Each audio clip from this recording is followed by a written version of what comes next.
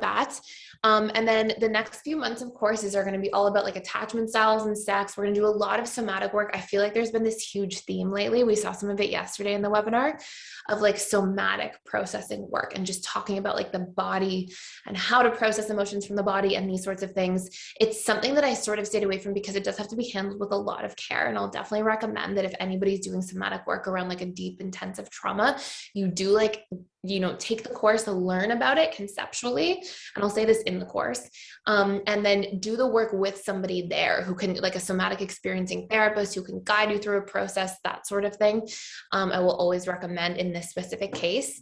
But just for those of you who want to learn about how this works, information about it, steps you can take to better understand some of these things, habits you can use in general, nervous system regulation. We're going to be doing a lot of that kind of stuff. We have gotten a lot of requests about that lately. So you'll see a lot of that. I feel like I keep saying the word a lot over and over again. You'll see a lot of that coming out in the near future. And then, hi guys. And then you will also see after that, a bunch of attachment style relationship courses. So finally, after, you know, many people waiting for quite some time, you will see AP and FA relationship, AP and DA relationship, 2 FAs in a relationship, a lot of these different dynamics coming out as well, and just like tools and how to navigate and how you guys can take steps as a couple, as a unit to basically become more secure collectively. So that is really good. One other thing I have to forewarn today, and I literally feel so, I was torn about whether to even mention this or not, but my fiance is getting a passport and I'm his guarantor. And there is a chance that I have to take a 2-second phone call to verify his identity during the webinar. And so if, God forbid, you know, I get a phone call, I don't think I will, but just in case, I apologize. I may have to like mute myself for 1 second just to do that. And I hope that's okay with you guys. So thank you for your understanding. So that's pretty much it for my announcements. You'll just see a lot of changes too. Like we've, you know, just, I like to share with you guys kind of what happens on the inside of PDS.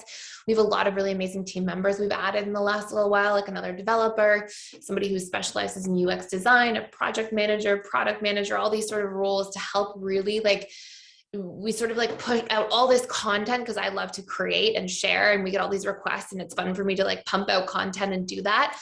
And then we're realizing like, hey, the user experience needs work where you guys can like have that like guided process and those tutorials and how to start and in what order and just all these different things. So you're going to be seeing a lot of that coming out over the weeks and months to come, which I'm very excited about. And another big request that we've had that we're going to be starting very soon is accountability webinars. So literally just having like an accountability sort of coach that comes in each week and it's going to help you decide what to focus on, like sort of almost like a motivational person to come in and just help you guys stay organized, break things down, have that accountability feature. There will be little accountability exercises and groups that you can break out into. So you've got this ongoing like little like team building thing you can do with other people who are doing the same work. So very excited about all that stuff. And I will answer 1 or 2 questions and then we'll dive right into today's content. And I really want to stress like all this stuff, like overcoming guilt and shame and stuff related to like self-love. Like these are really important topics because sometimes we get so comfortable in a place where we're like sort of used to guilting ourselves or shaming ourselves or these different sorts of things. And it's so valuable for us as people to be able to like let go of that stuff in the relationship to ourselves and have a healthier way of treating ourselves instead of always through the system of classical conditioning. So we'll talk today a lot about like what guilt and shame are, how they impact us subconsciously, and then we'll talk about tools and systems to help reprogram these things and just release a lot of this stuff long term so we can live like happier, more balanced, sort of thriving lives where we don't have to feel like if we make a mistake, it's like we have to beat ourselves up for it or punish ourselves or just all these sorts of different things. So a couple quick questions. The first question I have is JR. So happy you're in here and got to ask because we just missed the boat yesterday. So JR says, hi Thais, I'm having a hard time with reprogramming the I am judged core wound. Compliments I receive about my body make me uncomfortable and reinforce this belief that I am being scrutinized. And even when I do the work to give myself compliments or accept my body as it is, it feels like it's superficial and never goes beyond that. I've done some equilibrating work with I am accepted, but this core wound is really stubborn.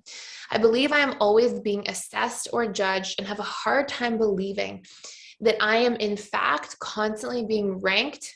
I have a hard time not believing that I am in fact constantly being ranked and assessed at all times, because that's kind of how the world is set up. What can I do? Okay, what a great question.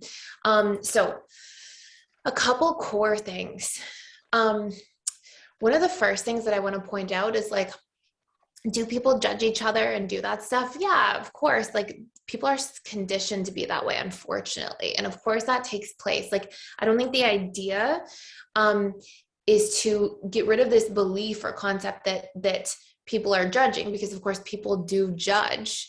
But the idea is to have a healthier relationship to it by changing the meaning we give to judgment in the relationship to ourselves. So like, I'm sure, for example, that people judge me and for all different reasons and different things.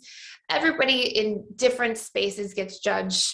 And that's just how it happens. Like, and this is again, because we grew up in the system of like punishment reward, where we're punished for doing things wrong, rewarded for doing things right. So it sort of conditions us to like see life in the world through that lens during our upbringing. And then we can project that onto other people and then assume people are doing the same things with us. But if we know that we're being judged and we make it mean something, or we focus on it too much and worry about those judgments and we give them too much weight, that's when they become destabilizing. That's when they become like, they can take an emotional toll on us. That's when they can become like frustrating or difficult. And there's usually two or three like underlying themes that exist within that. The first theme is always going to go back to like what we talk about in here all the time. It's like that purple monster idea, right? It's like, if I go to somebody and I say, you're a purple monster, it doesn't matter if I say that like 10 times in a row, the person's never going to be like, oh my gosh, maybe I am a purple monster. Like, what if she's right? Because they don't believe that about themselves. And so what happens is usually the things that we're most afraid about being judged about or judged on are things that we have some like underlying old emotional associations within the relationship to ourselves first, because maybe we did take that on. Maybe we did. So like, let's just say, for example, let's pretend this is just the first thing that comes to mind. I promise it doesn't like upset me or anything, so nobody worry. But I remember growing up, I had somebody write a note in like this is the first thing that comes to mind. I had somebody write a note. We had to write like anonymous notes about each other in this like drama class I was in high school. And this person wrote a note to me and it's like, you have an annoying voice. and so, you know, like, honestly, it didn't affect me, but let's pretend that I really was insecure about my voice and I was judging myself for my voice all the time. Then if that happens, it's really going to hurt, because it's like, oh my gosh, it's the confirmation of these fears I have and the way I'm judging myself first. And oftentimes as children, we get like different imprints because of what we're exposed to. And then we build these beliefs about ourselves. And then these are these painful beliefs. I'm not good enough, or I'm this, or I'm that. And then if somebody comes along and is like, you are this, it's like, no, like it's confirmation of it. It's not even confirmation. What's actually happening is this subconscious belief system that's stored with lots of painful emotion gets like pushed. It's like a button that gets pushed and it elicits all of that emotion. And so a big part of like changing our relationship to the fear of judgment is first looking at like, what are these things I'm afraid of people judging me about? Make a list of those things and then work on like specifically on those traits, on those beliefs you have, on those qualities. Work on being very loving and accepting of those things inside of yourself. So like, let's pretend let's pretend wounds would be like that I'm not a good enough public speaker, that I have an annoying voice, that I like whatever it is, I would actually sit down and be like, okay, what do I appreciate about my voice? Why is my voice acceptable in different forms? What do I appreciate about the way I communicate? What is acceptable about that? And I would actually try to make a list and like rinse and repeat that, so that the inner traits and stored emotional associations connected to them don't have the same capacity to be pushed on, and that button won't like hurt me in the same way, if that makes sense, right? All those stored emotional associations won't get activated in the same way. So that's like a really important part of judgment, is like, what are the traits that we think are being activated? And then the other thing too is like, when we're looking at judgment, like if we are in a place where we subordinate to somebody else, that's another component of how judgment hurts us more. So an example of this would be like, let's say a little kid comes up to me and says, "You're annoying," or something.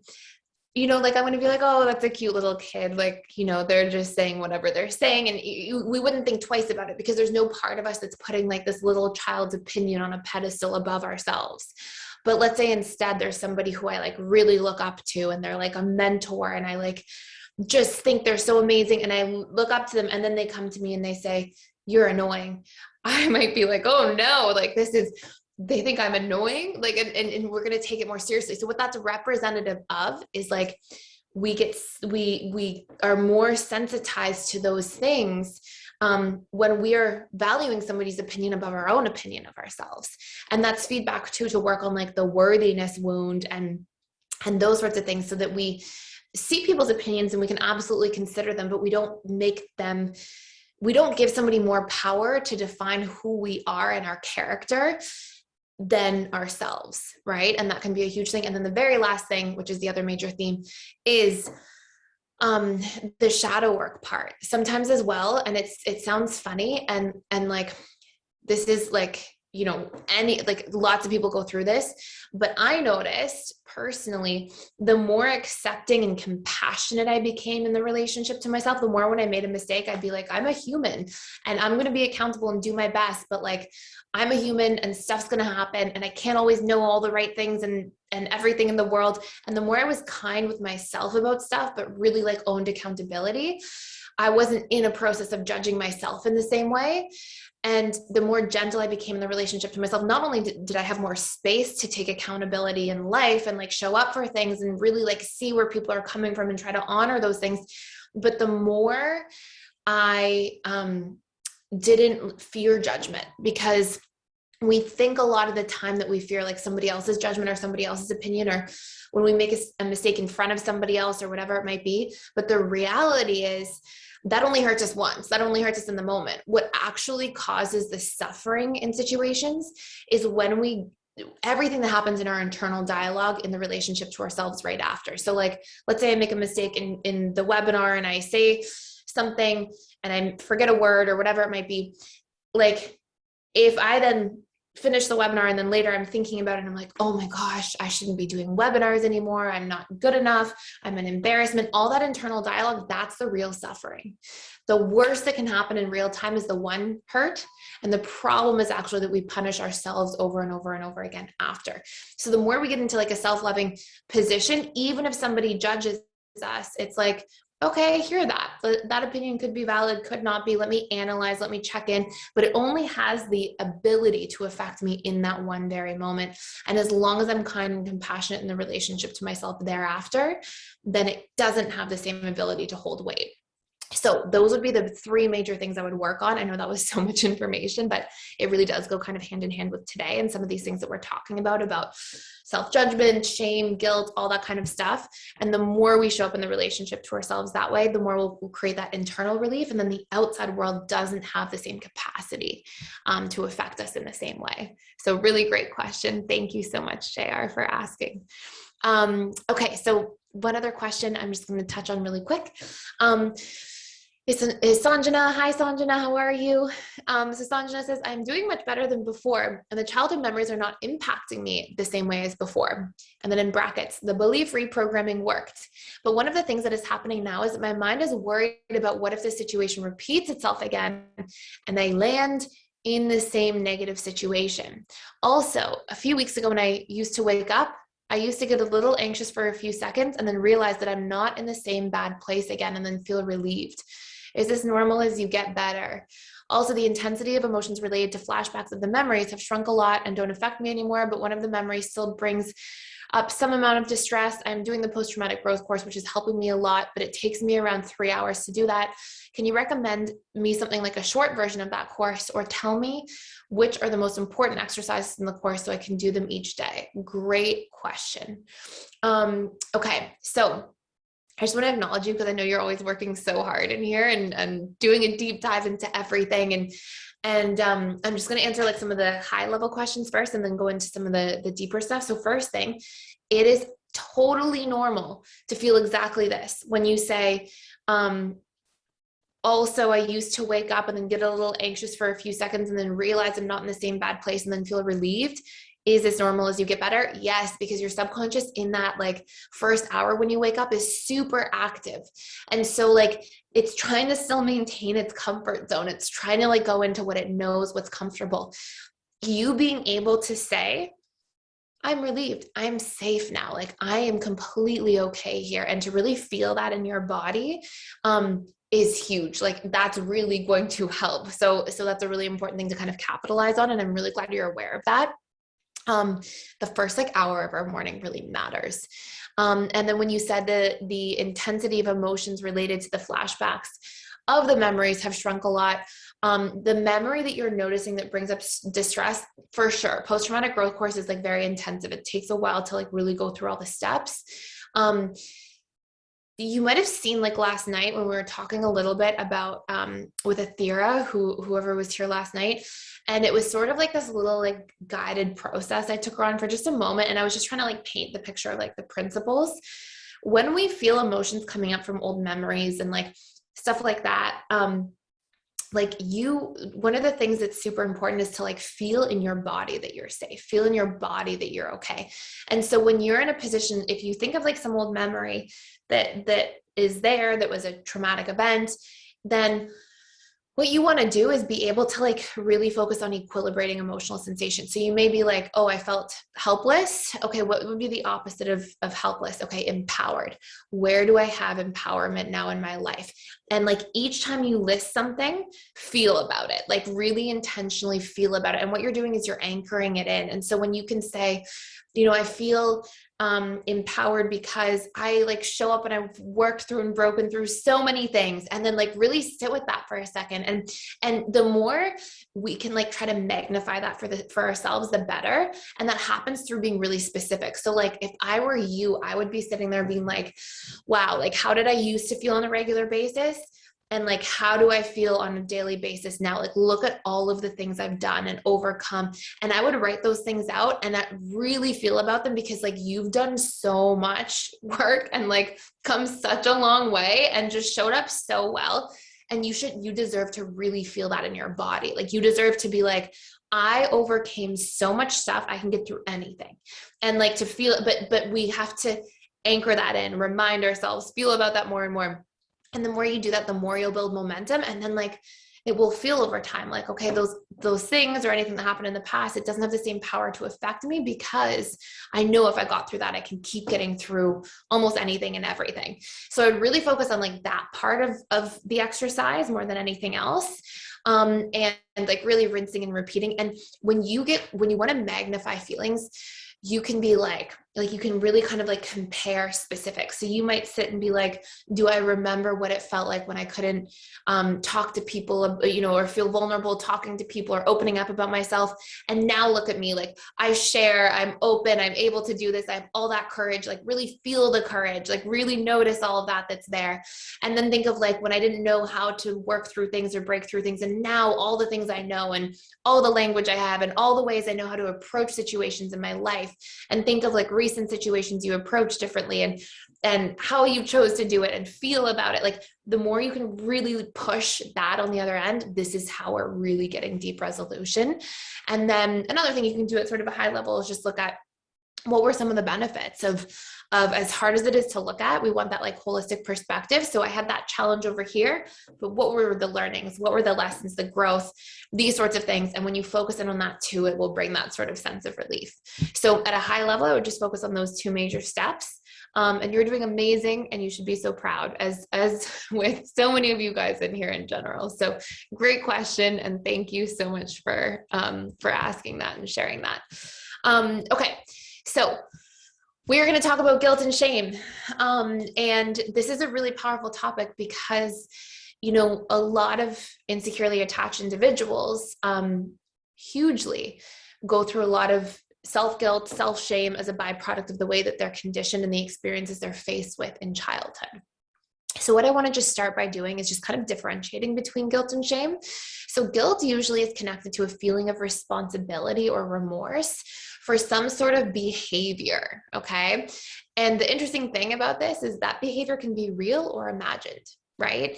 Sometimes we can think, I said this thing, and what if it affected this person in this way, and this way, and this way? Meanwhile, we don't even know it affected that person in that way, but we just imagine. Or it can be something where we truly know because somebody said, this affected me in this way, and they communicated to us. And so behavior is the key word I want you to recognize there. Shame is the painful feeling arising from the awareness of something improper, dishonorable, or ridiculous in some form. And it has a lot to do with our perception of our own character. Okay, so a really clear distinction would be guilt is like, I made a mistake, like my behavior was incorrect or unacceptable. Shame is like, I am incorrect or unacceptable. Me at my core is incorrect and unacceptable. So some key things we're going to focus on today are just like the impact of guilt and shame. We'll talk a little bit about core beliefs and needs related to guilt and shame. And then I really want to spend some time focusing on like a process, a couple different major processes we can use to overcome guilt and shame. And sort of like, as it pertains to Sanjana's question, it's like, we'll touch on like the actual part of the long form process. And then we'll talk about just a quick tool we can use as a reminder in real time, because sometimes it's good to use long form things, and sometimes it's really helpful to have something that's just there in your back pocket in the moment. So some of the root causes of guilt and shame in general have a lot to do with childhood, have a lot to do with our perceptions, how we're programmed. And one of the biggest ones, and this is so much related to like worthiness, guilt, shame, thinking that we're bad, like a lot of these different dynamics have a lot to do with just the system of punishment reward. And as a general rule, there's a pretty strong correlation between how deeply we are conditioned with the system of punishment reward and how much guilt and shame we're likely to feel. So I think I shared this story once before, maybe a while ago. So probably most of you haven't heard it, but I remember, so I have a sister, and my sister's 7 and a bit years younger than me. And I love her very dearly. Like her and I are super, super, super close. And I remember watching this. I was at her house, like, I don't know, a few years ago now. And we found these baby videos. And so she was watching them. And in the baby video, it was like, and like, I say this with absolute respect to my family. I've got a really good relationship to everybody in my family at this point. But we have this video, and in the video, my dad is like filming her, and she's probably like 2 years old, and he's going, count to 10, do this, do that. And everything is just like her being filmed, and then like her performing for the video. And you can see her as this 2-year-old getting so frustrated and just like not wanting to like just have to like do all these things. And I think of it's like a horse show, like the horse jumping over the things. And there's just like, and so we watched like a good bit of her baby videos, and just like, there's this ongoing theme of like, everything's like, do this, do that. And when she's not doing it, there's this like, come on, like, and sort of getting at her, like, why are you not doing this? I'm saying count to 10 right now. And so, so there's this like dynamic. I was thinking, oh my gosh, like, this is just like the absolute conditioning to feel like you have to constantly earn your worth, like, and this sort of shaming and reprimanding happening if you're not performing the way you're supposed to. And my sister is somebody who definitely like puts a lot of pressure on herself, and like, and I'm like, oh my gosh, I see where that comes from. So you see this like conditioning, and as a general rule, the more intensity that's placed there to like, you punished for doing things wrong, rewarded for doing things right. It's like, we learn that like, hey, we don't have this inherent worth as human beings. We learn that we earn our worth in the world. We're bad when we do stuff wrong. We don't think like, oh, like my job as a human here is not to show up and be a perfect robot for the rest of my life. My job is to like learn and grow and experience and explore and figure things out. And so it's very easy to think I have to be good and fit in the box. And we get a lot of that conditioning in general. And of course that exists along the continuum. And when we look at it sort of more deeply, especially as children, if there's a lot of pressure there, there's this inherent idea or a concept as children that like, and we're born with this, there's a biological fear of abandonment that we're all born with. And it's like, you know that you're completely dependent on your caregivers to survive. You know, without them, you're not gonna make it through. And so when there's pressure to like, with the punishment and the reward, there's this part of us as human beings who have to adapt and survive. They go, okay, I'll give up what my needs are. I'll give up whatever I have to do because I'm dependent on these people. So I will jump in the system of punishment reward. And I will, because I'd rather get shamed than get abandoned, right? And not survive on my own. And so what happens is at a very young age, we really confuse and intertwine the need for approval with the need for survival. We need that acceptance and approval from our caregivers to feel like we're safe and they're not going to abandon us and we'll survive. And so there's this major early programmed association between like being good and getting love and being bad and being in pain, right? Or fear, or being that it's a survival threat. And so we can have this really intensive like guilt, shame stuff, especially the more that we had exposure to that. Now, that's not the only root cause. Another important root cause to recognize beyond just classical conditioning is enmeshment is a big one. When there's a lot of enmeshment or codependency in family dynamics, there's a lot of conditioning that happens incidentally that sort of like, we're all responsible for each other's feelings. And what this does is it teaches a child or an individual at quite a young age that you have to focus more on the feelings of others and others' perspectives than your own. And it's like, okay, you need to be in a position where you're focusing more on what everybody else around you is feeling, and you're kind of abandoning your own feelings, abandoning your own needs. And then we're really likely to get into a position where we feel like, oh my gosh, I'm responsible for fixing others, for helping others, for saving others. And when that goes, and when that sort of obliterates our own self-perception, when it takes us out of relationship to ourselves, we're not even able to like distinguish and figure out what we truly need, what we truly feel. Now there's going to be some challenging dynamics that come out of this. So enmeshment, codependency, huge root causes of guilt and shame, excessive criticism in general. And children sort of come out of that thinking like, I am a bad person if I hurt other people, or if I make mistakes that affect other people. And the reality is like, we're all going to not be able to go our whole lives without doing that. The reality is like, as much as like nobody wants to hurt somebody else and it doesn't feel good, it's going to be impossible to live that way. Like it's going to be because we're not mind readers. We don't know exactly what's happening with everybody else's life at all times. Like we can't have that foresight all the time to be perfect as it relates to other people.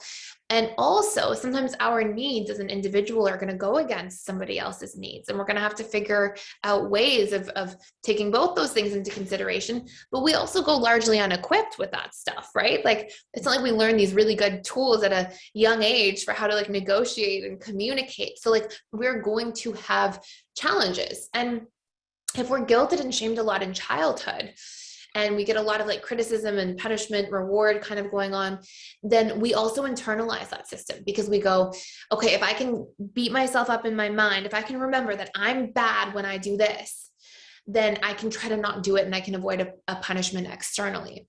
So what often happens, and as most of you know, because we talk about this quite a bit, is usually the way you were spoken to in childhood.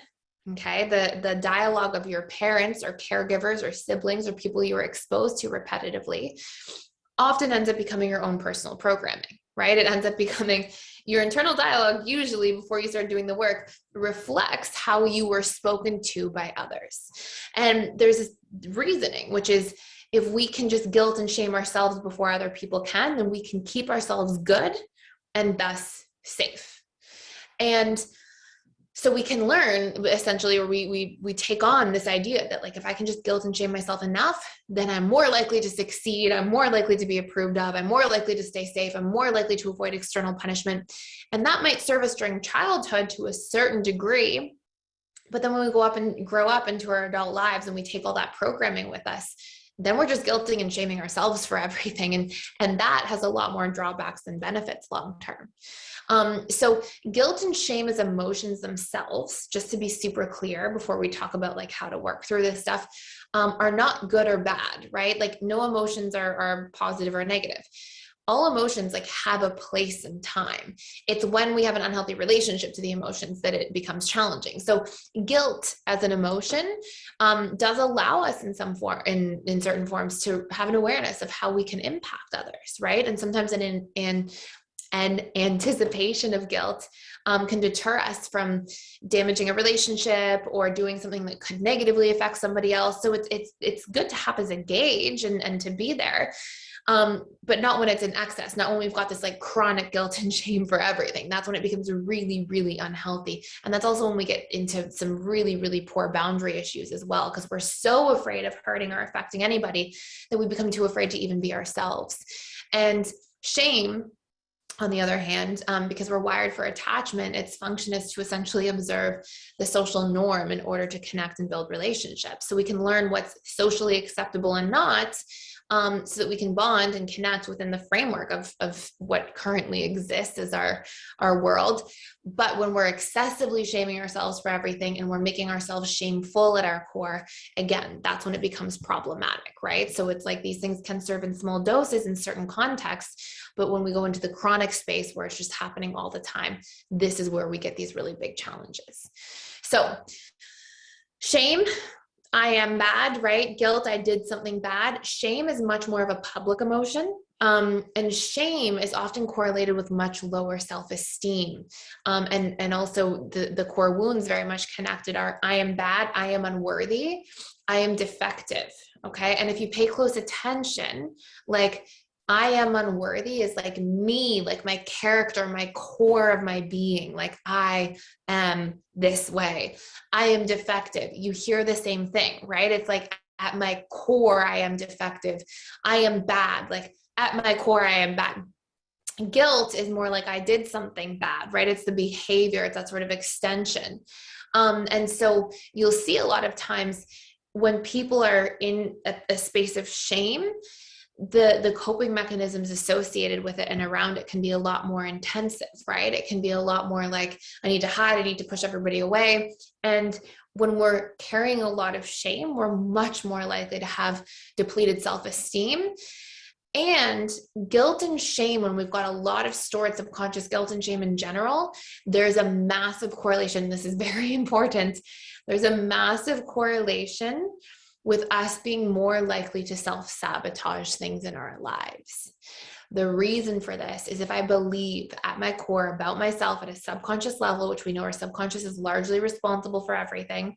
If I believe I am unworthy, I am bad, I am defective, then I actually don't believe I'm worthy of receiving things. I actually don't believe I'm worthy of having a good life, of goodness coming to me, of abundance of anything, love, connection, safety, financial abundance, career opportunities. Literally, you can go through all the 7 areas of life. We're going to be feeling like, no, we don't deserve because we're unworthy. And so if we don't take care of those wounds and work on breaking through and ending the shame cycles within ourselves, our conscious mind might say, I want an abundance of love and connection. Our subconscious mind is going to be like, no, you're not deserving of that. And if it comes too close, let's pretend that this is me right now and I've got this huge I am unworthy wound. And then let's pretend I meet Bob, and Bob, I think, is everything I always wanted in a partner. Well, my conscious mind is going to be like, yay, this is great. My subconscious mind is going to be like this, well, you're unworthy of this person. So it's only going to end bad. And the more you let this person in, the more they're going to hurt you. And so like every time there's closeness, or I'm getting to this point where I'm like, oh, this is great, I'm so lucky to have this relationship or person. Every time that's inching closer and closer to me, part of me subconsciously is going to rebel more and more and be like, this is going to hurt you so much when it ends because you're still not worthy of it. And until we change that wound, this is where we get into self-sabotage patterns. This is where we doubt, we feel insecure, we push people away, we hold on too tight, we push people away too much. And more often than not, the more shame we have, the more avoidant we actually are. It's not a cause and effect, but it's a correlation. So if we feel shame and I'm not deserving and worthy of these things, when people come close to me that I might be interested in, I'm like, nope, nope, nope, you're just going to hurt me more long-term. So I don't even want to go there or open up. And like, you clearly see this when we talk about fearful avoidant attachment styles, dismissive avoidance. It's like the more closeness there is, the more somebody could affect you, or the more you could be interested in somebody and have feelings. It's sometimes the quicker this person will be pushed away, the more walls can come up.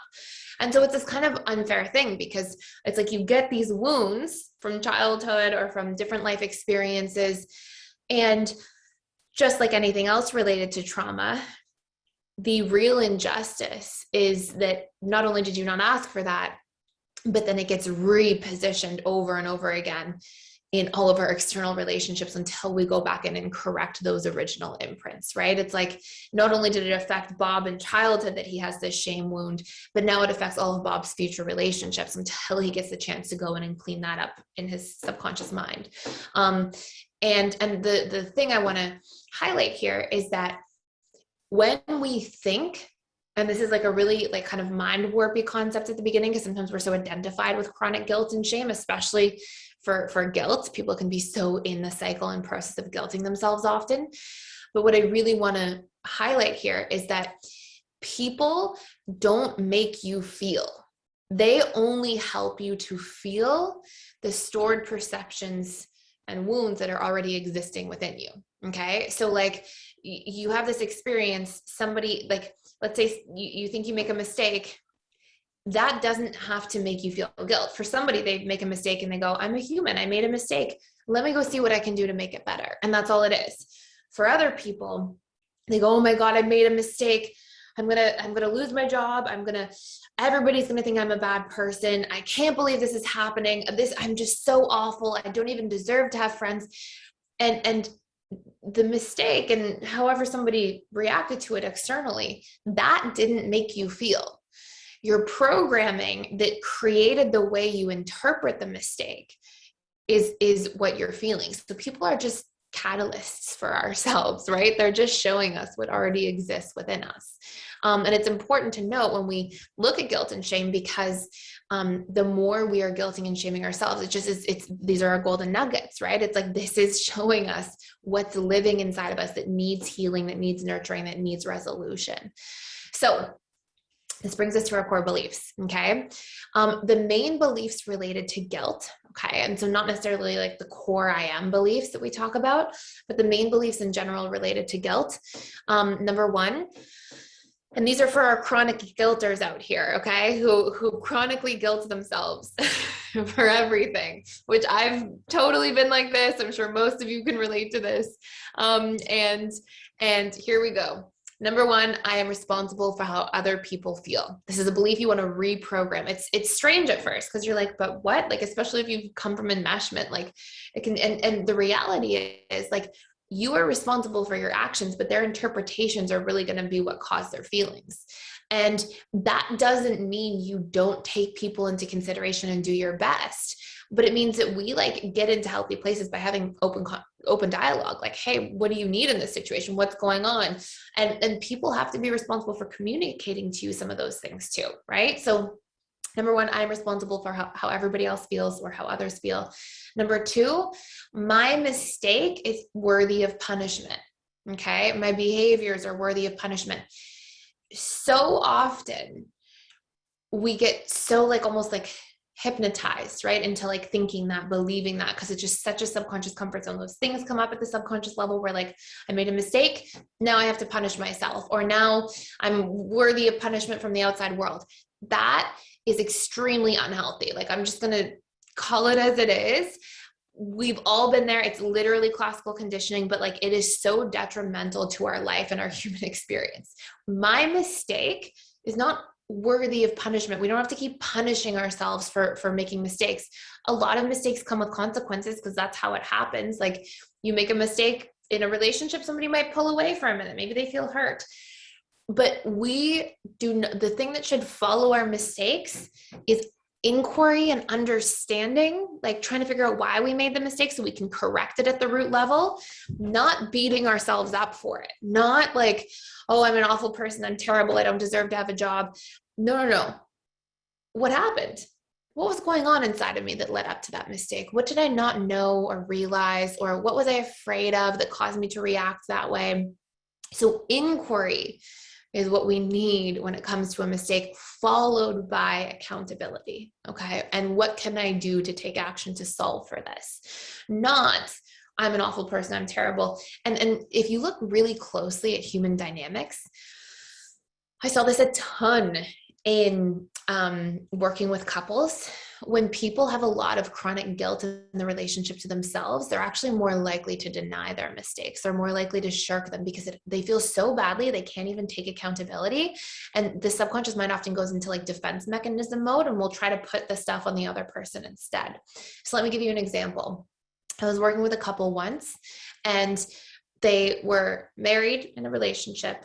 There was somebody in, so husband and wife, I'm not going to say their names, but so the husband, they had like two best friends who were neighbors, and they used to always come over, and the wife said to the husband, like, I feel uncomfortable with the neighbor. I feel like she's always like kind of hitting on you and attracted to you, and like, and they shared with me some of the things that the neighbor had done, and they were definitely like inappropriate things. Like they were definitely like not quite right, and like kind of making passes all the time at the husband. And she said, like, I really need you to just like set a boundary with this woman. Like, it's really important to me. Now the husband like wasn't doing anything in response to it, like wasn't like cheating or having an affair or anything like that, but he wasn't really like setting hard boundaries. He was probably like enjoying the flattery a little bit and felt like, oh, felt something from it. Like it seemed like he was kind of getting a need met. And the wife was saying like, hey, this really hurts me. Like, this is really affecting me. I don't like the way this makes me feel. And then, they had a plan to do that. They were meeting with a couple that weekend, going to dinner. The same thing happened. The wife had said, so they came back in the next week and they talked to me about the weekend and what had taken place. And the wife said, like, I asked him to set a boundary, and I clearly communicated it last week here in therapy. And then the same thing happened, and he still just like ignored my wishes and showed up and like interacted with her sort of in a flirtatious manner. And then he turns around, and it's like he knows he's wrong, and he had a lot of like self-guilting that he was doing on a regular basis. And then he goes right in on her and it's like, oh, you're being so insecure. Meanwhile, like the week before, he had been like, I see why you would feel like that. I would feel uncomfortable if I were in your position too. And now he was like blaming her. And oftentimes when people are feeling a lot of guilt and they don't know how to process it, and the mind doesn't know how to like take accountability and own it, and it's too hard and we feel too afraid, literally we project blame when we feel guilt. And it's a very common coping mechanism that I see with people. And it's partially a coping mechanism because if we believe we're unworthy of punishment, or we are worthy of punishment, then we think, to avoid punishment, I have to, it's like hot potato, like pass the potato to someone else, like get rid of it as quickly as possible. And so we'll see a lot of this. And oftentimes when I see somebody like really blaming somebody else, I'm like, oh, they feel guilty and they don't know how to process it. And it's an interesting thing to sort of keep a lookout for. Anyways, so I'm responsible for how other people feel. My mistake is worthy of punishment. I am not good enough in terms of my behaviors. Okay. My actions are not good enough. I'm not amounting to enough, sort of thing. I failed or disappointed somebody. Errors disconnect me from others. This is a big belief people tend to have. Like, if I make a mistake, I'm going to lose people. I'm going to lose connection. Or I was bad in that moment. Okay. So these are some major beliefs that pop up related to guilt. Okay. Shame is, and you'll hear this, right? I am defective, or something's wrong with me. I am bad. I am unworthy. Even things like I am unworthy of love. I am undeserving, and I am harmful to others. And you hear, like, again, guilt is heavy, don't get me wrong, but shame is like, it's like another level, right? You can really hear like the intensity in that, like I at my core in my character. And it's really beneficial, to take a look and try to understand and sort of recognize like, which is affecting me more. And people, as a general rule, who get more neglect in childhood, we talk about this with dismissive avoidance a lot. It's like when dismissive avoidance grow up and they get emotionally neglected, that childhood mind can't fathom and understand. And, oh, my parents are emotionally unavailable. The childhood mind personalizes everything. It takes everything on personally. So the childhood mind goes, oh, something's wrong with me, I'm defective. So as a general rule, the more neglect a child has, the more likely they are to actually have a subconscious comfort zone developed that's related to shame. So another important thing to sort of take a note of. Now, what's really important to recognize is that we are not responsible for how other people feel and for what other people think outside of us. We're responsible as a human to be a good human, to do our best, to show up, to take accountability, to do right, to those sorts of things. But we might say something and it can be totally taken the wrong way by somebody else. And that isn't something that's in our realm of control, right? We can control how we respond to that. We can control how we communicate to others. So we try to always do our best. But if it's taken and misperceived or misunderstood or personalized or all these different things, that's actually not up to us. And it's a beneficial thing to just remind yourself of your personal boundaries when it comes to your interaction with others if you find that you struggle with excessive or chronic guilt and shame. Just to be able to really look and be like, okay, here I am. I say these things. I have a duty as a human to try to show up and communicate in the best way possible, to not be like yelling at people because I feel like it, to try to be accountable for my actions, my emotions, my behaviors. And if I do make a mistake, to be accountable for how I show up to repair that issue or be, take responsibility. But anything that happens in between is not actually in my personal domain. And it's helpful to remind yourself of those boundaries going forward. And the other thing I want to mention before we talk about reprogramming is guilt and shame is also often related to perfectionism. There's a strong correlation there too, because the more you're so afraid of being guilted or shamed, the more you're going to be like, I have to control people's perceptions of me at all times. I have to control everything I say or do. I can never hurt somebody else. And we can have a lot of fear around being shamed by others, a lot of fear around being guilted by others, especially if there's a lot of negative stored emotion connected to that. And so obviously as a byproduct of all of that, guilt and shame are very likely to cause us to people please. And people pleasing breaks the connection in the relationship to ourselves. And then we get into what I call our guilt and shame cycle. And many of you are familiar with this, but it's a really important thing to recognize. It's like, imagine I'm in a relationship with Bob, and I'm in people-pleasing mode with Bob because I'm like, oh, I'm so afraid of, Bob being affected or me doing anything wrong in my relationship and it breaking the connection. So I'm going to way overgive to Bob. I'm going to try to show up for all of his needs and not worry about mine. And I'm going to overgive and underreceive.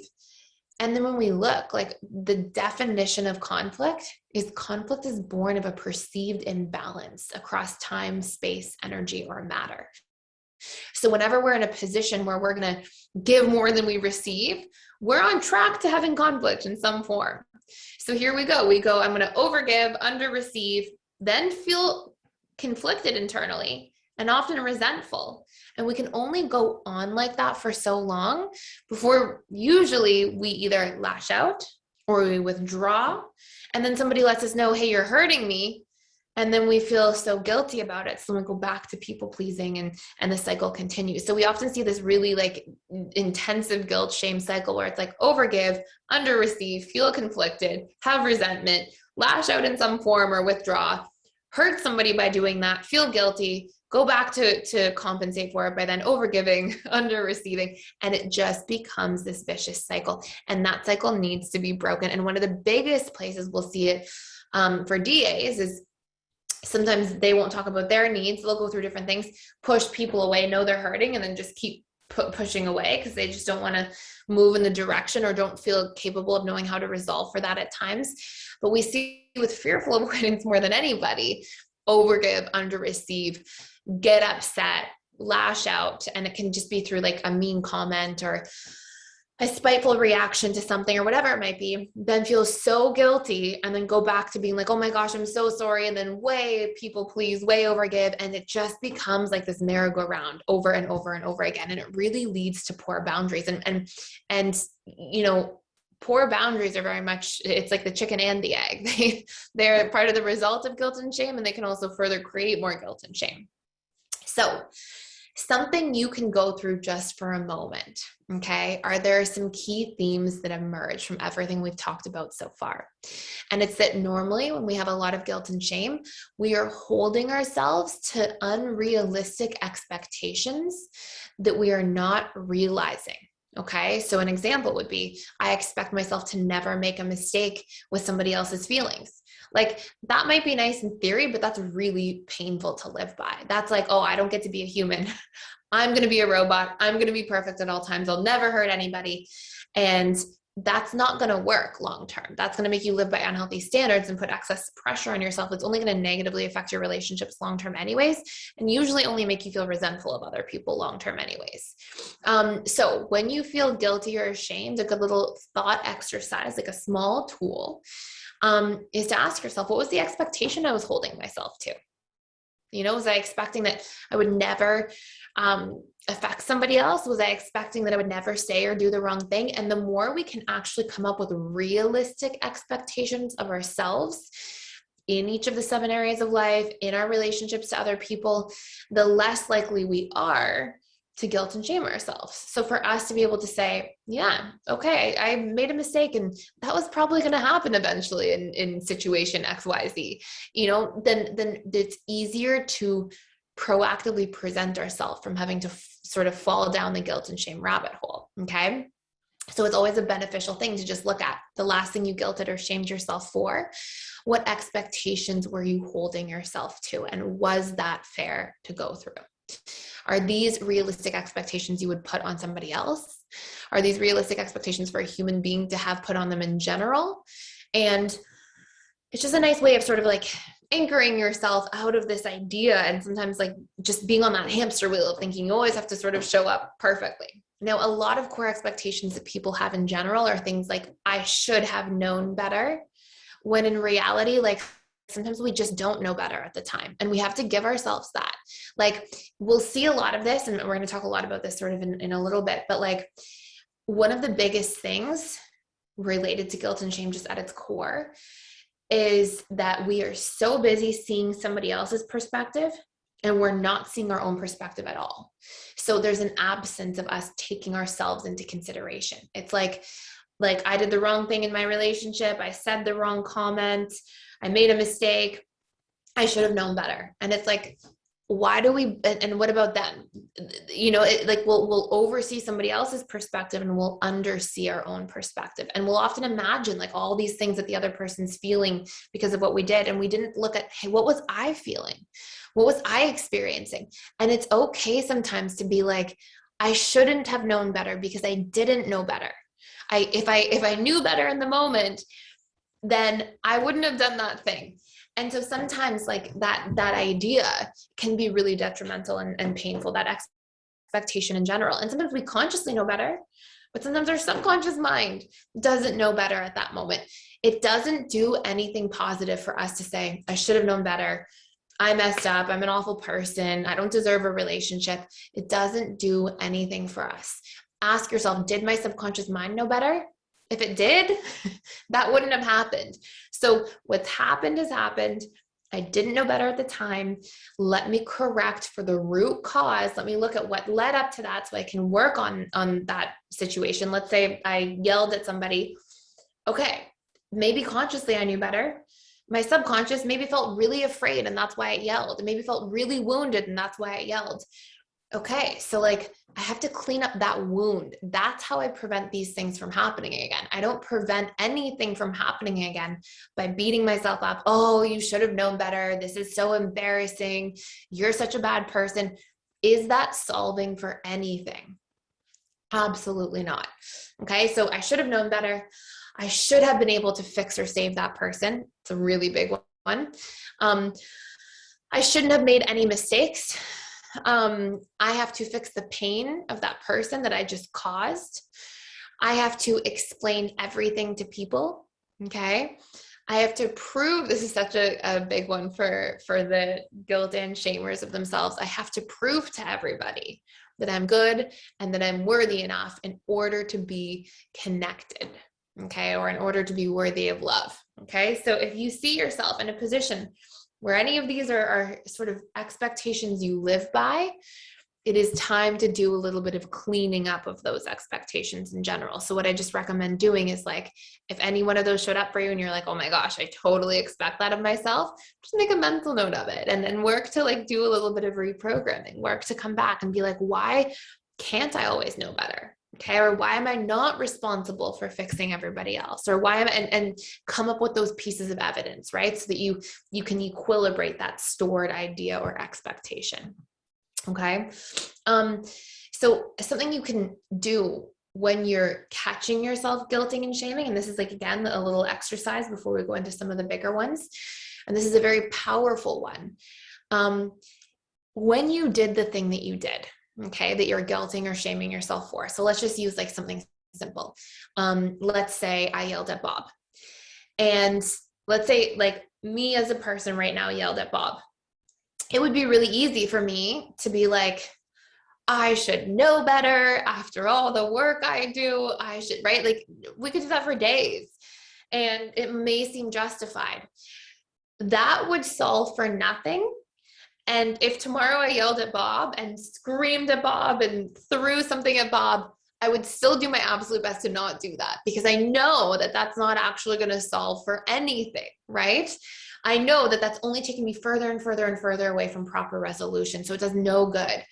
And something you can do here is just ask yourself these two questions. Question one is, in the moment that I did what I did, okay, and go really clear, like back, envision yourself in that moment. According to what I was believing and feeling at that moment, did I do the best with what was available to me? Okay.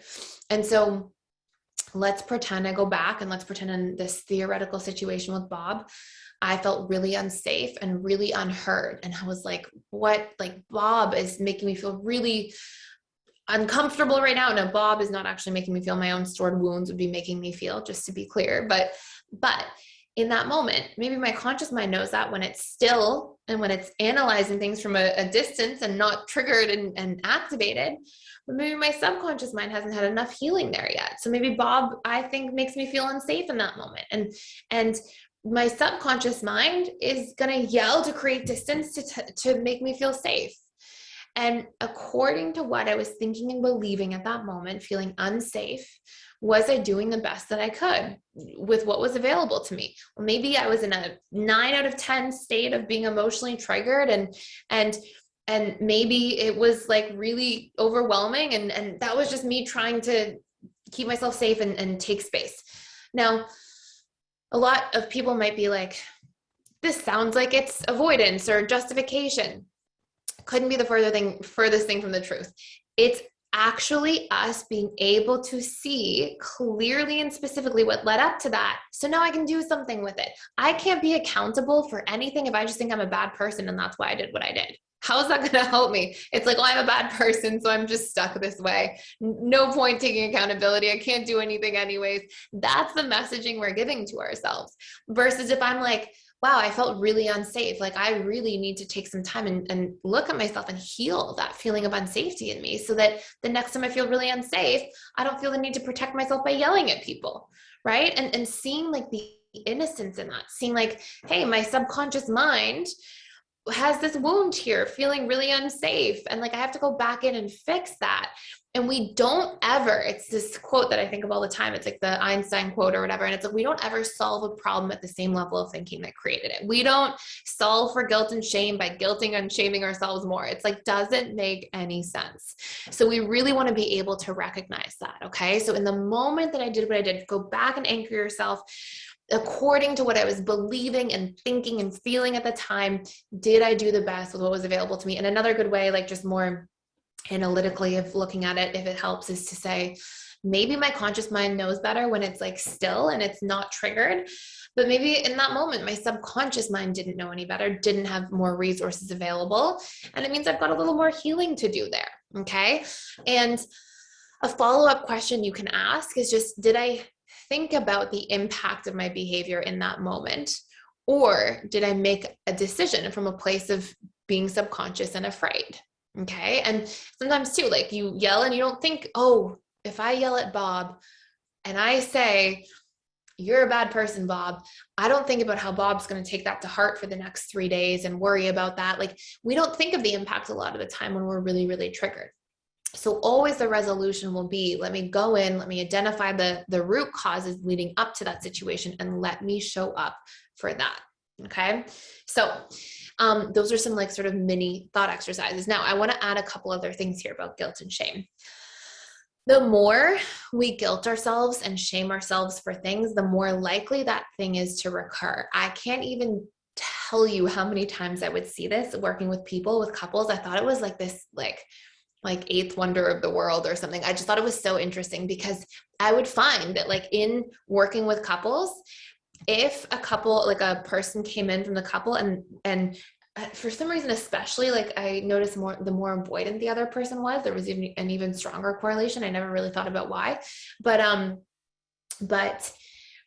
guess because they internalize more probably. Anyways, so the more we'd see these couples in a relationship together, let's just pretend we have like Bob and Mary, who are little like mascots of PDS. And let's say we have them going to working as doing couples counseling, and Bob is like, Mary, you did this wrong and you did that badly, and you forgot about my birthday and I can't believe it, and you're just like a horrible partner. And like literally we would see whatever the big problem was, I would see them come back the next week and be like, if they approach each other by criticizing each other and beating each other up for it, I would actually see the same thing take place a week later. Like if there wasn't like a healthy communication and like understanding, I would often see like whatever, like let's use a different example because the birthday is like an annual example, so it doesn't quite make sense. But like, let's say it was Mary didn't call Bob back. If Bob was like, you never call me back, you don't answer your phone, what's wrong with you, and was harsh about it, then we would see like a week would go by and it'd be like, then she repeated it again. She still didn't call me back. Now, what's happening, if you just look at principles of the subconscious mind, it actually makes a whole lot of sense, which is number one, we have the ironic processing theory, right? Think of how the subconscious speaks. It doesn't speak through like, do this, don't do that. It doesn't hear the negatives that much. So all that happens is Bob and Mary are sitting there, especially if Mary already feels guilted and shamed. Bob's angry and upset, and I can't believe you didn't answer your phone. What's wrong with you? All that's happening in Mary's subconscious mind is she's just sponging in emotion, and it's getting imprinted with the visualizations. Think of the way the subconscious speaks, imagery and emotion. So Mary hears, you didn't call me back. She thinks of how the absence of calling him back, though she wasn't at the phone, she imagines it. And then she gets all this emotion imprinted. And so what happens is when we're guilting and shaming other people, or when we're excessively guilting and shaming ourselves, what we're actually doing is we're imprinting that stuff into our own subconscious mind that much more drastically. So if I'm like, and think of it this way too, watch this. I saw this all the time working with people. If people were trying, this is just like the simplest example, but if people are trying to eat healthy, what happens? Like people are like, you ate the cupcake. What's wrong with you? I can't believe you ate the cupcake. And they guilt and shame themselves. And there's their subconscious mind visualizing cupcakes, storing tons of emotion. And that's how the subconscious mind works. The more emotion you have and the more imagery, that's the direction you're moving in. You can guarantee it. So the more we like guilt and shame ourselves, the more likely we actually are to repeat errors, repeat mistakes. And I don't know if you guys have noticed this, but I pay attention, because you may notice personally, you may also notice when you guilt and shame anybody else, when you're upset, that actually like a couple days later, the person turns around and is like doing more of it, or does the same thing over and over again. And so it's really important to realize like that's not solving the problem. That's creating more of the problem that you're trying to get away from. And so it's like, you want to be able to look at that and be like, okay, what can I do that moves me towards the solution instead of fighting against the problem? What we fight, we feed, truly, because of the way the subconscious picks up information and stores it. So really important principle to remember. Now, when you look at that in other people, that's one thing, but also like guilt keeps us really chained to the past, right? Guilt keeps us like in the past. And whenever we're arguing with the past, it's almost like a form of insanity, right? It's like, if we're just, that sounds dramatic, but seriously, it's like, this idea too, and I've shared this analogy before too, but it's like, if I'm sitting and I'm looking at like, oh, I ran out of gas on the way to work. If I'm like, what's wrong with me? I can't believe I didn't get gas. I can't believe I did this. Here I am. Like, the moment my gas tank ran out of gas, it's now the past. It's the immediate past, but it's the past. I can't change the past at any point in my life. It's not possible. So I argue with the past. I argue with something that I'm always going to lose. Like, it's always going to be a losing battle. I'm going to say, I should have done this. I should have done that. Regret, guilt for the past, these two, like, it's futile. It will never work for you. It will always only ever work against you. So what we want to do is get really good at strengthening the muscle of being as solution oriented as possible, as quickly as possible. Okay. My gas tank ran out of gas. I'm going to be late to work or to somebody's wedding or who knows. Not fun, not going to be a nice experience. I'm not sitting here being like, oh, this is such a great time that I'm having. Like, we're not here to lie to ourselves about stuff, but we're not here to just beat ourselves up for something or fight with the past and be like, if only I did this or that, or it's giving our energy to absolutely nothing. So we want to be able to say, what can I do next?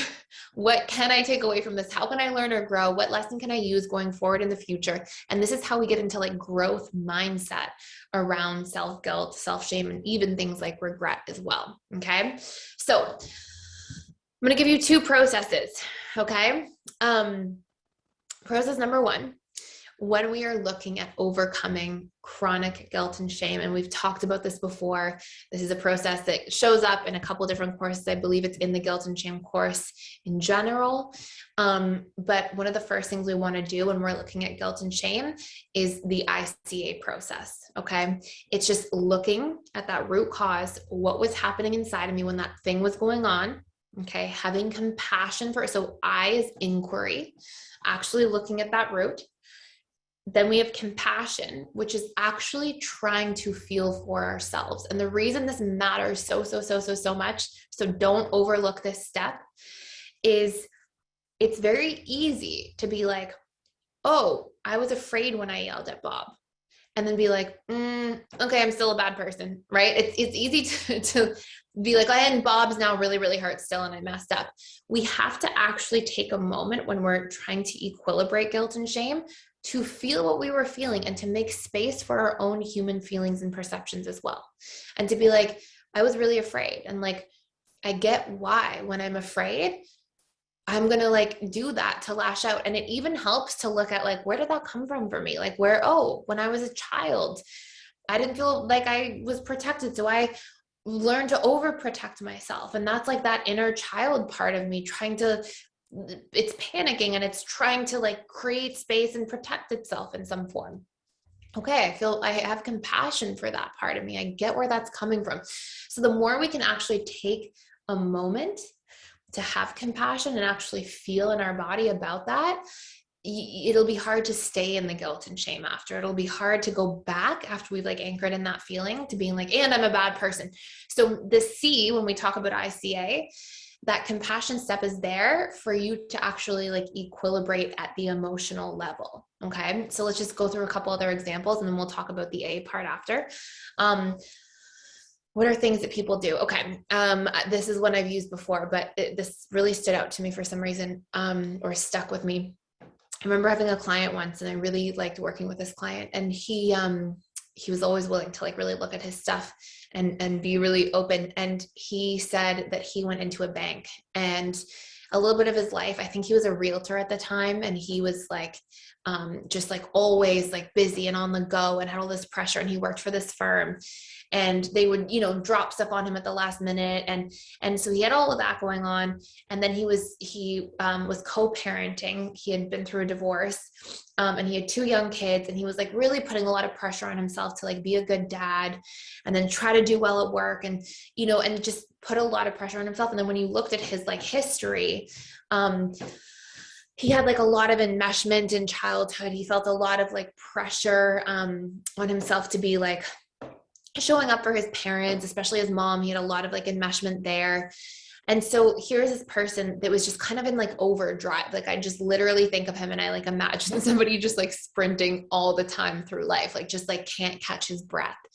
So that's his history. Now, he came in one day to my office, and this is years and years ago, but he came in one day and he was like, I am so ashamed. Like this entire like last few days, I've just been ruminating like nonstop about what I did.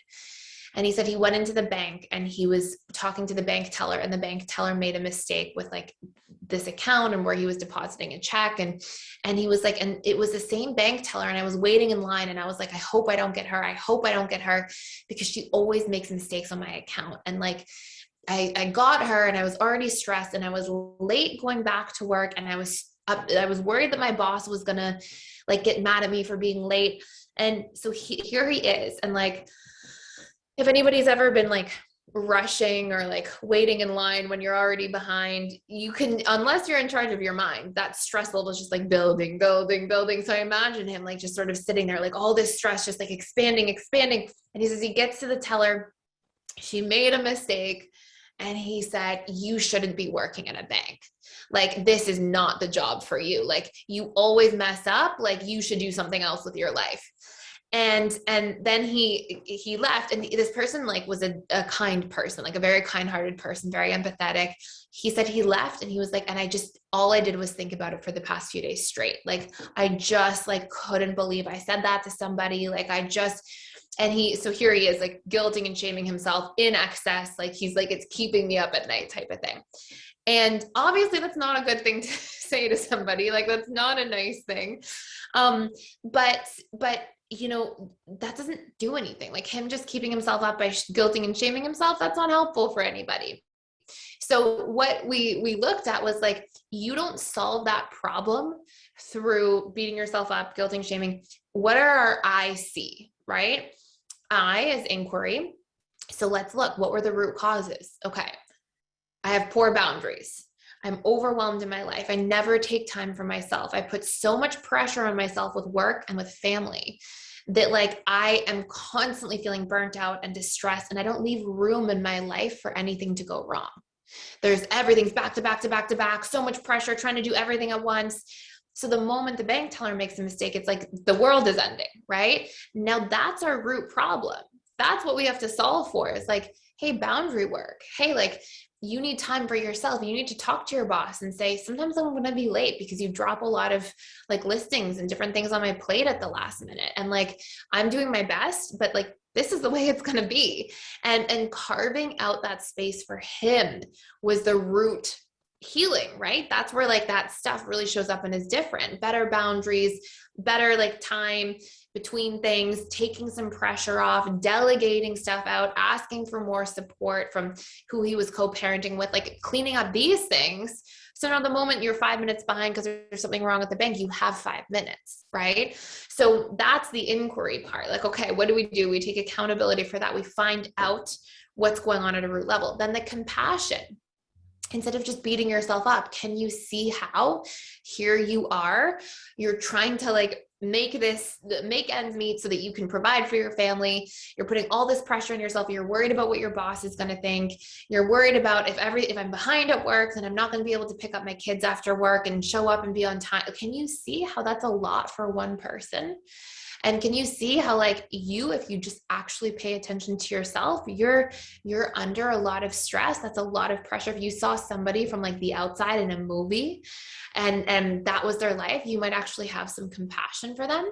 And what that's calling you to, when we talk about that stuff, that C part, it's calling you to like pay attention to yourself. Because remember, we talked about guilt being like you're in everybody else's business and you're not here like properly anchored in your own life. So it's C for compassion, is a call for you to come back down and actually get present with yourself and actually show up and be like, okay, I'm here too. I exist as well. And yeah, that doesn't feel good for me. Yeah, I was really stressed. Okay, I'm a human. If I always have this much stress on myself, all this pressure on my shoulders, it's only a matter of time before I tell the bank teller that she needs a new job. Like, you know, we can't expect ourselves to be a robot with all of these like human emotions and human things. And then we talked a little bit too, like about his childhood and some of the childhood experiences he had and like why there was so much pressure and how he experiences pressure and overwhelm. So the C is a call to you being able to like notice yourself as a human being and to really not skip over that step like really quick, like, oh yeah, I had an enmeshment in childhood and intellectualize it, but to actually like pause and look at yourself and your life and what you're feeling and just pay attention to yourself for a little bit. Okay. And then once we've effectively executed on those steps, then you can go take accountability, right? Then it can be, okay, now what can I do? And it's like, sometimes when people feel so guilty, they can't even go back to the bank teller because they're too ashamed, right? Or feel too bad. And like when he first, he's like, I'm never going back to that bank again. And it's like, then we went through I and C and he's like, well, I'm a human. Okay. And I don't feel so like terribly guilty and ashamed. And it's like, okay, I'll go back in tomorrow morning and just apologize and share with her, hey, like I was going through a lot of stress and I'm really sorry I acted that way. And that's what he did, and problem solved.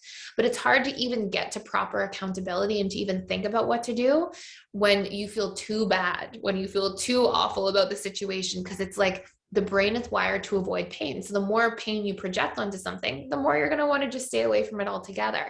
Instead of having some of that resolution, being able to look at things differently, and then taking an action step that really works out. So those are really important things to be aware of.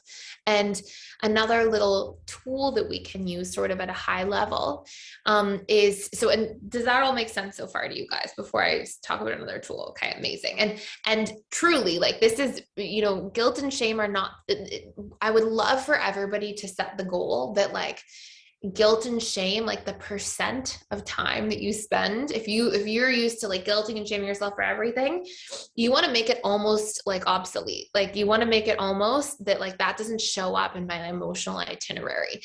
If it does for just a moment. It's like, ooh, I made a mistake. I better go be accountable. What was going on? Let me look. It's only there as that initial feedback. That's actually when we have a healthy relationship to guilt and shame, is we just get that initial feedback. We go inwards, we take a look, we solve for it. And that becomes like this space that we want to move towards. And it's possible. And I really want to stress too, like, you know, I worked with a lot of people. I saw like 40, sometimes 50 people a week for quite a while in my personal practice. And like I would see a lot of patterns. That's where a lot of this stuff comes from, right? It's just seeing all these patterns. And I really saw a lot of people with some of the biggest like health struggles, like chronic health struggles.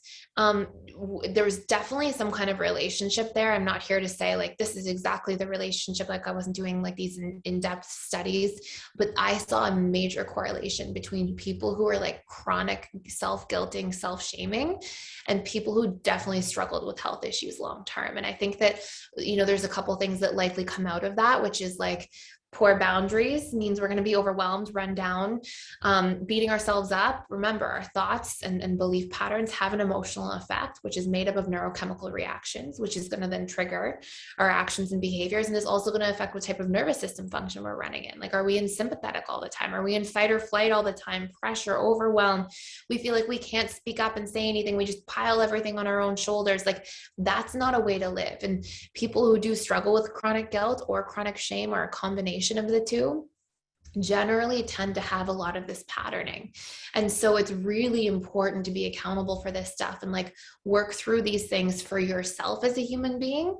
And what we'll see as well is as you start working through guilt and shame, you actually have more room to be present in relationships. And usually your relationships actually become a lot healthier because you're like, oh, I made a mistake. I'm not going to overbeat myself up for it. I can show up. I can have a conversation. I can work through things. I can own my part.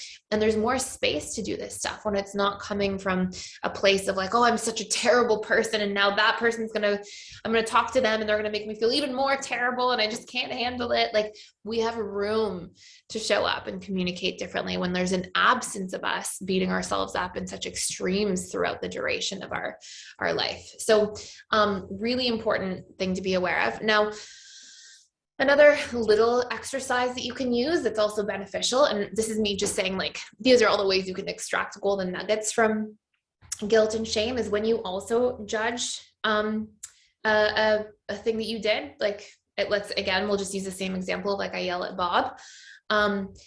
look for your hidden positive intention. It's just another way of positioning a question. Like, what was my hidden why? Like, remember, every single thing the subconscious mind does is a strategy to get a need met. So you can look and say, okay, I was unsafe, but it's also beneficial to be like, what need was I trying to meet? Oh, I was trying to create safety or protection or whatever it might be.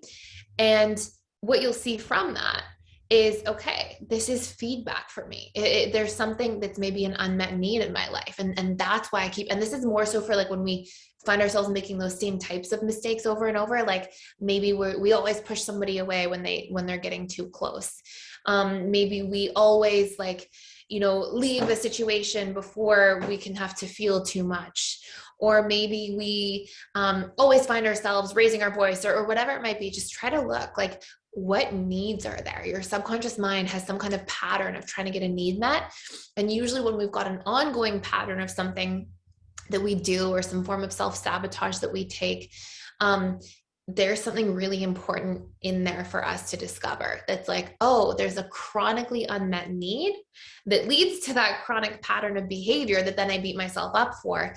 So let me try to find what exactly that is. And the closer I get to figuring that out, the more likely I am to have results on the other side. Okay. So that's another little golden nugget you can extract from guilt and shame. And the very last one is I remember Natalie had asked this question weeks ago in one of the webinars, and it was like that feeling of feeling really guilty about something that wasn't really necessarily healthy to feel guilty, not healthy, but just she didn't need to feel guilty about. And it was like this what we saw in that example, and I can't remember exactly what it was now, but she was feeling really guilty about something. And when she had asked the question, it was sort of like, what about you? Like, hey, like, look at how this situation's affecting you. I think it was like wanting to cut ties for the chance of a relationship with somebody who wasn't willing to kind of invest back, sort of thing. And it was like, look, like, you don't need to feel guilty for that. You're over imagining that person's perspective, and you're imagining them being like alone and all by themselves and all on their own, and that poor sad person over there. And you're under imagining and seeing and feeling what your own experience has been like. And whenever we're in that position, that's when we're going to feel a lot more guilt specifically. And we can feel shame too, but a lot more guilt specifically. So let's just say, I'll give a personal one. I remember, worrying about, it was my dad. I can't remember what it was about, but I remember thinking like, oh, I have to do this because my poor dad. And then I kind of snapped out of it. And I remember like thinking about it and being like, what's the reality of what my dad's doing? And I remember thinking like, oh, he's going to be all lonely and alone, and it's so sad and all this stuff. And then actually looking at it and being like, okay, first of all, my dad loves being alone. Like, he loves his alone time. Secondly, he's not actually alone. Like, he has people around him. He, like, what he prefers. And I remember just actually trying to imagine what the reality would be like instead of my projected imagination of all the worst case scenarios of how sad the situation would be. And right there, it helps to equilibrate guilt as well. It's like, oh, like, hold on a second. And if you pay close attention, we often over worry and project things onto people that were once our own wounds in our childhood or early life experiences. And I remember realizing, oh my gosh, I definitely had a part where when I was a kid, of feeling like on my own and like I have to figure things out for myself, and feeling kind of like I didn't have anyone to turn to. And there I was, like, imagining that was my dad's experience, until I actually looked and being like, oh wait, like, that's just my own subconscious projection, like me fearing that somebody would feel like I once felt in that situation. And so reconciling that can be feedback about, hey, look, there's something in there that needs a little more like nurturing or attention or just a recognition. But often people will feel very guilty for others in the places where we once had unresolved wounds in ourselves. Does that make sense? It's a little bit mind warpy, but if you pay attention, yeah. Okay, good. If you pay attention, I'll see a lot of people feeling sad for others in the areas where it was like, some people feel really sad for people who are homeless. Some people feel really sad for people who are going through a breakup. Like, where you're really feeling the most sad, if you unpack that, if you're like, oh my gosh, it's so hard for me to see somebody going through like not having a home, maybe there was a big lack of security that you once felt, and that's why it hits home for you so much, right? And maybe there was a lot of like helplessness you felt, and so it's just like such a weight to see somebody like that, because it brings up feelings that are stored in your own subconscious, versus, oh my gosh, I can't believe that person's going through this tough divorce. They must feel all alone. They must feel abandoned, right? Okay, well, were there abandonment wounds there? So it can also be really an interesting mirror into either something you've once felt before, or even something that may need a little bit more love and nurturing to heal within the relationship to yourself. Okay. So that is it for guilt for today. There's a lot to sort of unpack. There's a lot in the actual course as well, if you guys want to go back in there, and there's a 5-step process as well that's just like ICA, but then just helping you take actual steps, like accountability, like making a strategy kind of thing. And there's a workbook in there with all those different resources and materials. We just touched on some of that. I'm going to answer one question. I have a fairly hard stop, but if anybody wants to ask one question, I'll give like just a moment for a hand to raise. And if not, I'll ask. We have a whole bunch still sitting in the chat feed. Okay. Aya, you were the first one to come up. If you would like to go ahead. And Sai, I'm going to keep a lookout for you over the next couple of days. Hello, Thais. How are you doing? I can't believe I'm talking to you. It's so nice to see you so much. Okay, I'm going to be quick. My question is, as an AP, I'm struggling with oversharing personal information with people. And lately I am in... I have a very serious problem because I overshared with a person, with a colleague, and she used this against me.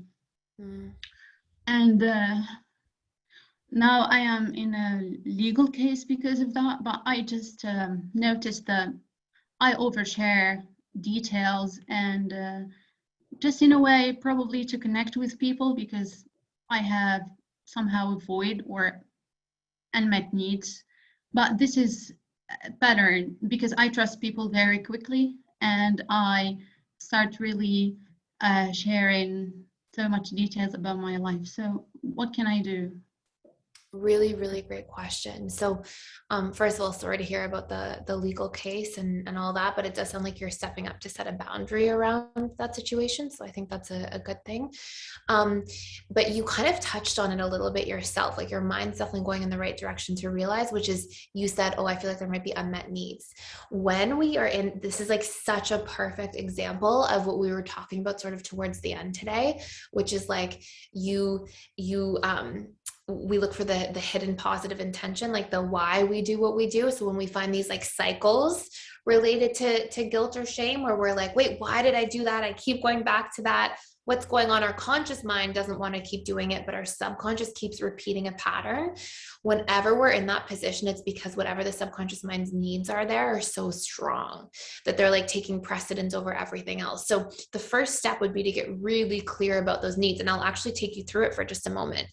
So when you feel, if you can almost imagine like in slow motion, you feel that like impulse, right? That almost like compulsion to like share and just like say everything.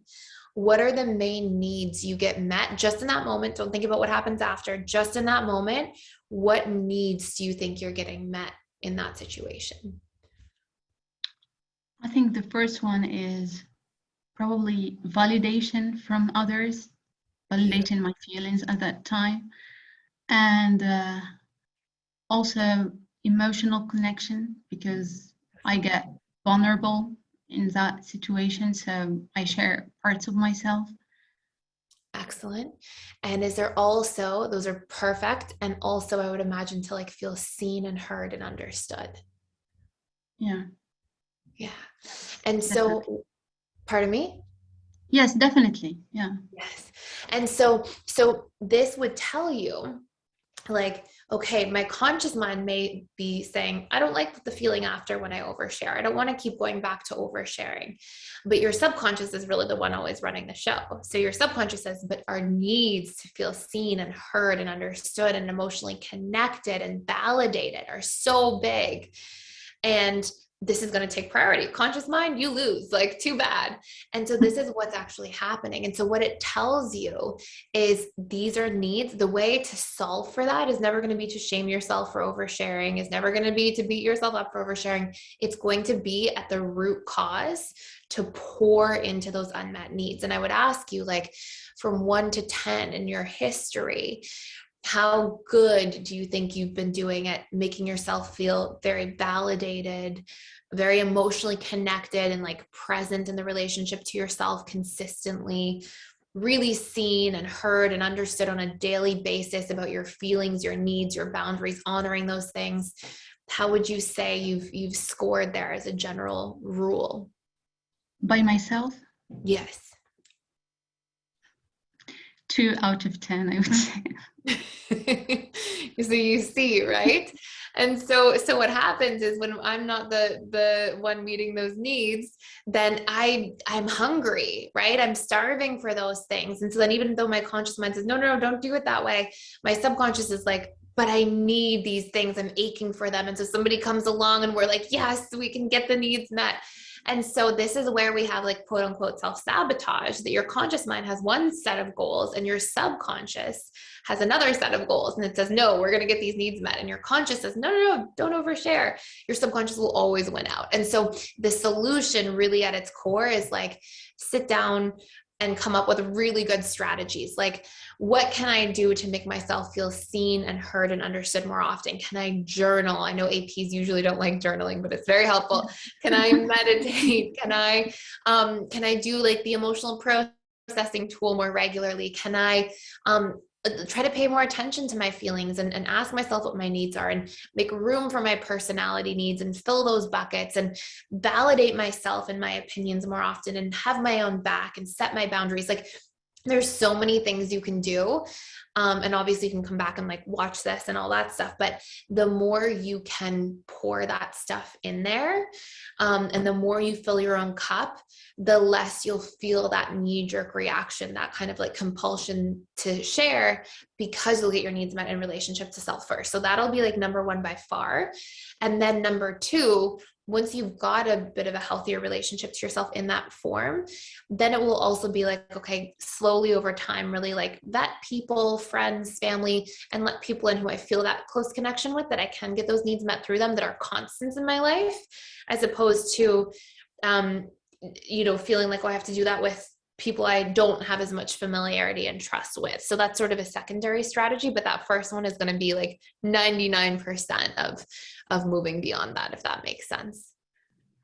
Yes, it totally makes sense, but it just that I don't know how to do it by myself. I think that I have abandoned myself so long that I have no clue to do it. So for you, journaling is a first step. I just started meditating 2 or 3 weeks ago, and it helped me to self-soothe, because this is also a problem that I have. Whenever I have a problem, I just rush out, go to a friend and tell 5 or 6 friends the same story. Yes, just to try yeah. self-soothe. Okay.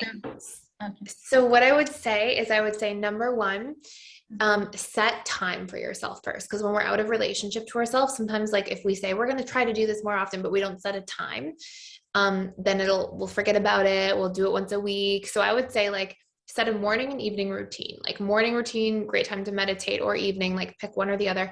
And then the other one, time to like get in touch with my own feelings and needs.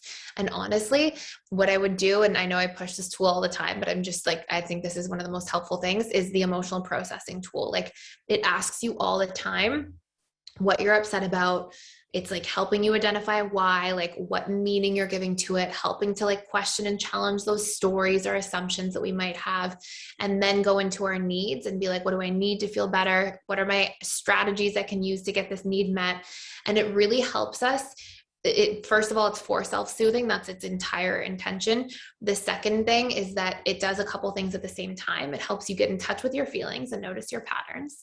It helps you get in touch with the pieces of meaning you give to things. And through repeatedly questioning those old assumptions, we can actually reprogram some of them for ourselves. So it has a reprogramming component, and it forces you to get in relationship to your needs. And in the back of the workbook, it's in a bunch of different ones. I try to put it in like almost everything, but you'll see in the back of the workbook that there's a place where it's like a list of feelings, a list of needs, a list of core wounds or assumptions we might make. So you can have those resources, and it will help you like really get back in touch with yourself, which is literally the root of all of this, in my opinion.